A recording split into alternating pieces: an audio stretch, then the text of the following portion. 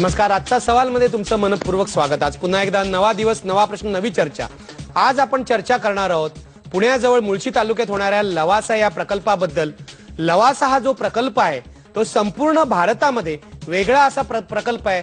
चंदीगड किंवा नवी मुंबई ही शहरं वसवण्यात आली, पण हे प्रकल्प जे होते सरकारी होते. लवासा प्रकल्प हा नवनगर वसवण्याचाच प्रकल्प आहे, पण तो खाजगी आहे. एक वेगळ्या प्रकारचं नगर आम्ही वसवतो आहोत असा लवासाच्या प्रवर्तकांचा दावा आहे. पण हा प्रकल्प जो आहे तो गेले काही दिवस वादात सापडलाय. एक तर आदिवासींची ग्रामीण भागातील जमीन बळकवण्याचे आरोप होत आहेत, दुसऱ्या बाजूला महसूल मंत्री नारायण राणे यांनी या प्रकल्पाबाबत काही विधानं करून आणखी राजकारण केलेलं आहे. या प्रकल्पामधले काही व्यवहार त्यांची चौकशी होणार आहे असं राणे म्हणाले आणि पुन्हा एकदा चर्चेला सुरुवात झाली. मला आज या प्रकल्पाच्या निमित्ताने या सर्व मुद्द्यांची चर्चा करायची आहे. आणि नेमका लवासा प्रकल्प काय आहे, इथे काही गैरव्यवहार होत आहे का, सरकारी नियमांचं उल्लंघन करणारा हा प्रकल्प आहे का, की उगाचच वाद निर्माण होत आहेत, उगाचच पर्यावरणवादी याला विरोध करतायत. सगळ्या बाजू मला तपासायच्या आहेत. माझ्यासोबत आहेत नामवंत पाहुणे. माझ्यासोबत माझ्या स्टुडिओमध्ये आहेत निळू दामले. निळू दामले यांना लेखक, पत्रकार म्हणून सगळा महाराष्ट्र ओळखतो. त्यांनी अलीकडेच लवासाविषयी एक सविस्तर पुस्तक लिहिलेलं आहे. लवासाची निर्मिती कशी झाली, त्या मागे कोणती प्रक्रिया होती, कोणती विचार प्रक्रिया होती, हे सगळं यांनी या पुस्तकात लिहिलेलं आहे. माझ्यासोबत पुण्याहून आहेत सुनीती सूर. सुनीती सूर या राष्ट्रीय समन्वयक आहेत, जन आंदोलनाच्या राष्ट्रीय समन्वयाचा. आणि लवासामध्ये जे शेतकऱ्यांचं, आदिवासींचं आंदोलन उभं राहिलं आहे मेधा पाटकर यांच्या नेतृत्वाखाली, त्या आंदोलनाचा कणा आहेत त्यामुळे त्या कोणते आक्षेप घेतात याकडे सगळ्यांचं लक्ष आहे. माझ्या सोबत आहेत या भागातले स्थानिक आमदार संग्राम थोपटे. स्थानिक आमदार आहेत त्यामुळे त्यांच्या मतालाही किंमत आहेत. आणि माझ्या सोबत आहेत लोकमतचे विकास संपादक, अनेक वर्ष पत्रकारितेचा अनुभव असलेले अनंत दीक्षित. ते सुद्धा पुणेकरच आहेत, त्यामुळे या प्रकल्पाविषयी काय म्हणतायत याकडे सगळ्यांचं लक्ष आहे, त्यांच्या म्हणण्याकडे. मी सुरुवात करतोय सुनीती सूर यांच्यापासून. सुनीती, मला तुम्हाला विचारायचं आहे, गेले काही दिवस मेधा पाटकर सातत्याने लवासा या प्रकल्पाविरुद्ध बोलतायत. तुमचे असे नेमके कोणते आक्षेप आहेत, का विरोध करताय तुम्ही या प्रकल्पाला? हा प्रकल्प अनेक अंगांनी अत्यंत वादग्रस्त आहे आणि अत्यंत बेकायदेशीर आहे असं आमचं म्हणणं आहे. मुळात ज्या जमिनी ज्या पद्धतीने घेतल्या गेल्या, मुळात ह्या प्रकल्पाला ज्या पद्धतीने परवानगी दिली गेली, हे सर्वच बेकायदा आहे. म्हणजे आपल्याला अगदी पाहायला गेलं तर अशा इतक्या मोठ्या क्षेत्रावर असलेल्या, इतक्या मोठ्या किमतीच्या आणि इतक्या उंचीवरच्या प्रकल्पाला ही केंद्रीय पर्यावरणीय खात्याची मंजुरी आवश्यक होती. ती तशी न घेता महाराष्ट्राच्या पर्यावरण खात्याने ज्या झटपट त्यांना मंजुरी दिली, तिथून खरं म्हणजे या सगळ्या प्रकल्पावर प्रश्नचिन्ह लावायला हवं अशी सुरुवात झाली. त्याच्या पलीकडे ज्या खोऱ्यामध्ये हा प्रकल्प होतो आहे ते खोरं अतिशय सह्याद्रीमधलं अतिशय समृद्ध खोरं, एका नदीच्या उगमापाशी हे सगळं होत आहे. नदीच्या उगमापाशी तिची अशी छेडछाड, पुण्याच्या अबंध पाण्याचा स्रोत असलेल्या वरसगाव धरणाच्या जलाशयात अनेक बंधारे आणि छोटे डॅम्स बांधून ते पाणी अडवणं आणि लवासाकडे वळवणं.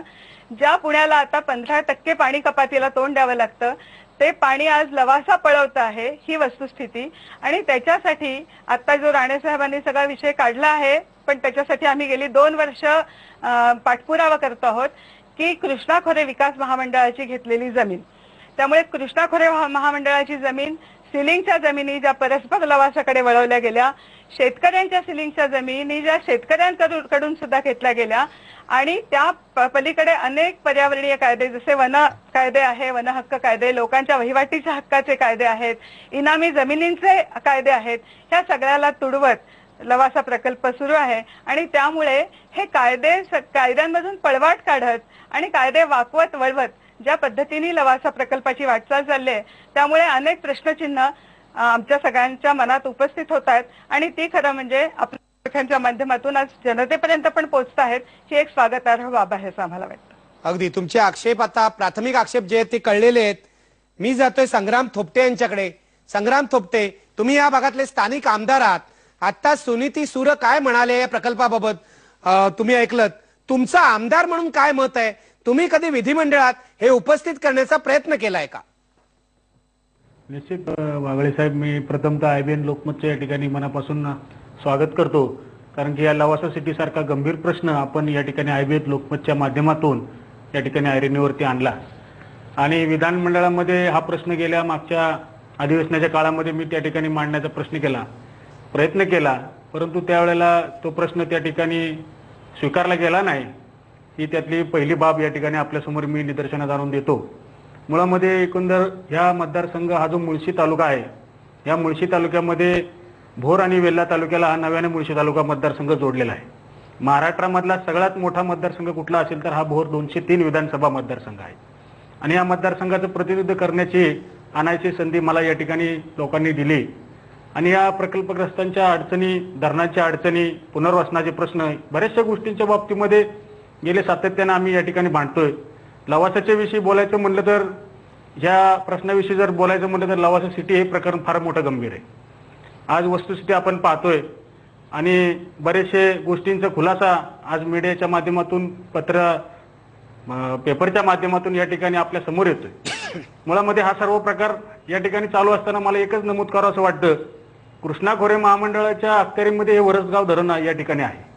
1974 साली या धरणाला बांधायला सुरुवात झाली आणि 1991 सालामध्ये या धरणाचं काम पूर्ण झालं. आजपर्यंत या भोर, वेल्हा किंवा मुळशी तालुक्यातील शेकडो शेतकऱ्यांच्या जमिनी या धरणासाठी संपादित केल्या. आम्ही सातत्याने मागणी करतोय.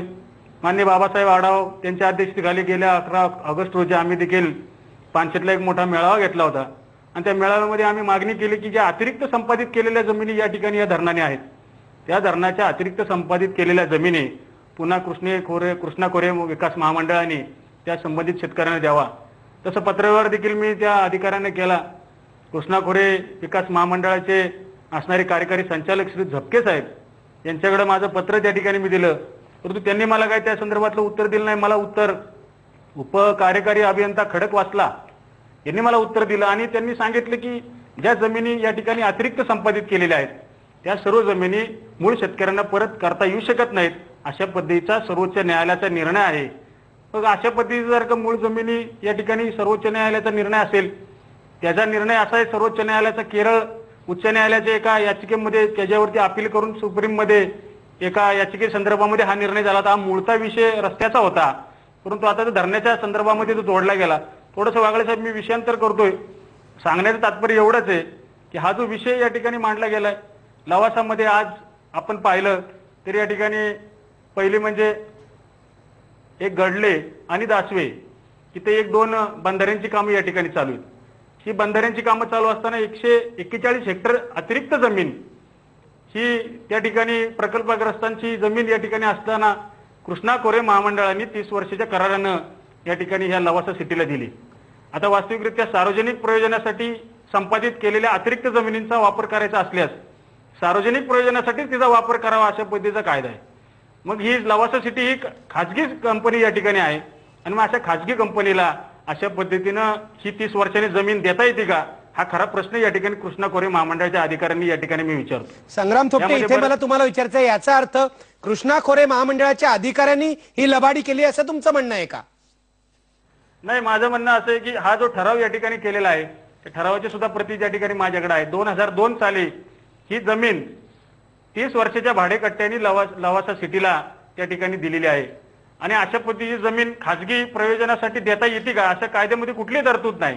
वास्तविकरित्या सार्वजनिक हितावर जर काही जमीन द्यायची असेल तर ती जमीन देता येते, पण ही लवासा सिटी ही कंपनी खाजगी आहे. मग देता येत नाही असं तुमचं म्हणणं आहे. याचा अर्थ बेकायदेशीर गोष्ट झालेली आहे.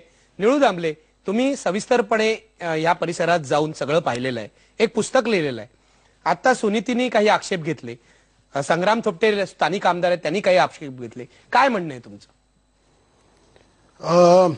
सुनीतीने जे मांडलंय ना, मी लेखक म्हणून त्याच्याकडे पाहतो, कारण ह्या प्रकल्पावर जे जे आक्षेप केले गेले हे सगळे एका बाजूला मी वाचले आणि नंतर या आक्षेपांना लवासाने दिलेली काय उत्तरं आहेत ही मी पाहिली आणि दोन्ही मी सगळं पाहत होतो.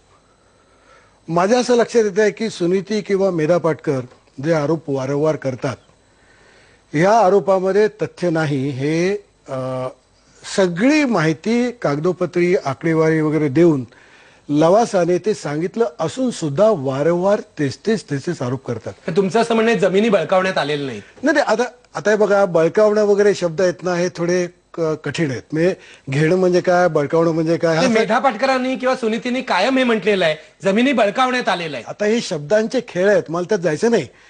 मी असं म्हणतो, आता उदाहरणार्थ मी तुम्हाला सांगतो की ज्यांनी जमिनी दिल्या त्या तिकडल्या गावातल्या लोकांची मी स्वतः जाऊन बोलून आलो. माझ्या पुस्तकामध्ये त्याची सविस्तर वर्णन आहेत.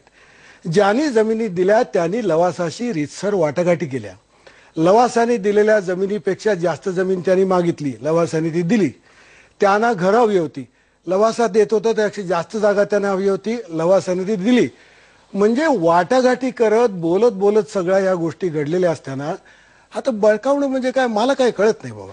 आणि जे जे आक्षेप घेते त्या आक्षेपांना उत्तरं सगळी दिली गेली, त्यातल्या कायद्याच्या बाबतीमध्ये सुद्धा. पण एकाच बाजूने हे सगळं बोलतात, मला तर काय कोडं उलगडत नाही बाबा. आणि काय बळकावणं काय हे लोकांचं, हे सगळं मला असं वाटतं की या सगळ्या राजकारणाचा भाग याच्यामध्ये फार आहे. आणि विकासाकडे ज्या एका पॉझिटिव्ह पद्धतीने पाहायला पाहिजे, आपल्याला पुढे जायचं की नाही, त्याच्याकडे बघण्याच्या दृष्टीचा फरक आहे. थोपटे सतत उल्लेख करतात खाजगी खाजगी खाजगी खाजगी. विकास करण्याचा एक मार्ग सरकारी मार्ग आपल्या देशामध्ये सामान्यतः तो मान्य असलेला मार्ग आहे. विकासाचा खाजगी मार्गच नाही का? सहभाग हा खाजगी कंपन्यांचा असूच शकत नाही का? मला असं वाटतं की ही एक एक्स्ट्रीम डावी अशी एक जी विचारसरणी आहे की जे जे खाजगी ते वाईट आणि जे जे सरकारी ते चांगलं. आणि गंमत म्हणजे हीच मंडळी पुन्हा सरकारचा भ्रष्टाचार आणि सरकारवर सतत टीका करत असतात. मला त्याच्यामध्ये खूप गोंधळ दिसतो. मला या सगळ्यात जायची इच्छा नाही. माझ्या असं लक्षात येतं की एक प्रकल्प इथे उभा राहतोय, तो नीटपणे मांडलेला आहे. या प्रकल्पाला जमीन लागते, त्याच्यामध्ये इन्व्हेस्टमेंट होते, बाहेरून लोक येत आहेत, त्याच्यामधून नव्या प्रकारचे रोजगार निर्माण होत आहेत. हे करत असताना कसं घडलंय मी सगळं बघितलं. आता याच्यावर आक्षेप आहेत, आक्षेप घेणार माणसं. कारण मला असं दिसतं की या आक्षेपांमध्ये बहुतांश भाग राजकीय आहे, त्याच्यामध्ये वास्तवाचा भाग किती मला माहित नाही. कारण आता सुद्धा कृष्णा खोरे वगैरे सगळं उसकटून काढलंय. मी दुरून बघताना ते आता जे म्हणाले, कृष्णा खोरेची जी जमीन आहे जी मुळात शेतकऱ्यांकडून घेतली होती ती खाजगी कंपनीला देता येत नाही, हे बेकायदेशीर आहे. आता हे कायदेशीर बेकायदेशीर, मी समजा व्यवहार करणारा माणूस आहे, सरकारने दिलं, मी काय करू? आता ह्या सरकारमध्ये एका बाजूला शरद पवारचे लोक, दुसऱ्या बाजूला काँग्रेस आयचे लोक, यांच्या भांडाभांडीमध्ये तुम्ही बाकीच्या लोकांचा का बळी देता? राजकारणातली माणसं भांडत असतात आणि राजकारणातल्या माणसांची गंमत अशी आहे की त्यांच्या स्वार्थासाठी ते काही वापरतात, किती करतात. आज घडीला त्यांना कुठेतरी नकोसे झाले. सर्व लोकांची काय भानगड आहे की शरद पवार कितीतरी वेळा लवासाने सांगितलं की कोणाचे पैसे किती आहे बघा, पण शरद पवार असे म्हणून त्यांना ठोकत सुटायचं. तुमचं असं म्हणणं या प्रकल्पाशी शरद पवारांचा काही संबंध नाही? आता कागदोपत्री बघा ना, माझं म्हणणं तर प्रश्न नाही. तुम्ही जे पाहिलेले त्यांचे कागद त्याप्रमाणे शरद पवारांचा संबंध हा संबंध नाही. सुप्रिया सुळे आणि सदानंद सुळे आज त्याचे शेअर होल्डर्स नाहीये. एकेकाळी होत्या. पण मला तुम्ही सांगा, पुन्हा एक गंमत आहे, मला सांगा दामले, शरद पवारांचा संबंध नाही मान्य, सुप्रिया सुळे सदानंद सुळे आता नाहीत, जे इतर लोक आहेत, अनिरुद्ध देशपांडे असतील, विनय मणियार असतील, हे सुद्धा शरद पवारांच्या निकटवर्ती आहे. आणि असं म्हटलं जातं म्हणूनच राष्ट्रवादी काँग्रेसच्या ताब्यात असलेल्या कृष्णा खोरे महामंडळाने फेवर केलं त्यांना म्हणून. हे बघा, शरद पवार आहेत, त्यांचे मित्र आहेत, कोणी आहेत, मला तुम्ही पहिली गोष्ट सांगा, ते गुन्हेगार आहेत, ते दाऊद इब्राहिम आहेत? या देशातल्या माणसा, मी हे बघा शरद पवार वगैरे यांचं मी समर्थक नाही. मी स्वतंत्र लेखक म्हणून काँग्रेस, शरद पवार या सर्वांच्या बद्दल माझी स्वतंत्र मत आहेत आणि मी ती वारंवार माझ्या अनेक पुस्तकातून मांडलेली आहेत. माझा प्रश्न तो नाही. तुम्ही ज्यावेळी एखादी कंपनी उभारता, त्याच्यामध्ये शेअर येतं, त्याच्यामध्ये कॅपिटल येतं, त्याच्यामध्ये कोण माणसांचं काय याच्यावर तुम्ही ठरवणार का? शरद पवार गुन्हेगार आहेत का? शरद पवार ह्या देशात जगण्याचा अधिकार नाही का? त्यांनी उद्या 4 पैसे कशामध्ये गुंतवले तर ते गुंतवणूक द्यायला पाहिजे. सुनीती काय म्हणतात निळू दामले, तुम्ही ऐकलं, तुम्ही उत्तर द्या या प्रश्नांचं. त्यांचं म्हणणं आहे की कोणत्याही जमिनीचा व्यवहार अशा प्रकारे बेकायदेशीर झालेला नाहीये, त्यांनी तिथे जाऊन कागदपत्र पाहिलेले आहेत. नाही, निश्चितपणे. आणि एका बाजूला रामलेजी असं म्हणतात की ते लेखक आहेत आणि मला त्यांच्या संवेदनशीलतेबद्दल विश्वास आहे, पण त्याचबरोबर कायदा आपण बघणार नाही असंही ते म्हणतात. म्हणजे सिलिंगचा कायदा जो या देशामध्ये जमीनदारांकडून जमीन घेऊन ती भूमिहीन आदिवासी दलितांना देण्यासाठी बनला, ती सिलिंगची जमीन आणि जी उपजाऊ जमीन, कारण सिलिंगची जमीन जी शेतीखालचीच घेतली जाते, ती जमीन लागवडीस अयोग्य ठरवून ती सर्व लवासाकडे जी वळवण्यात आली, ती भूमिहीन आदिवासीची जमीन का म्हणून वळवण्यात आली? आणि ती ही मेहरबानी एवढी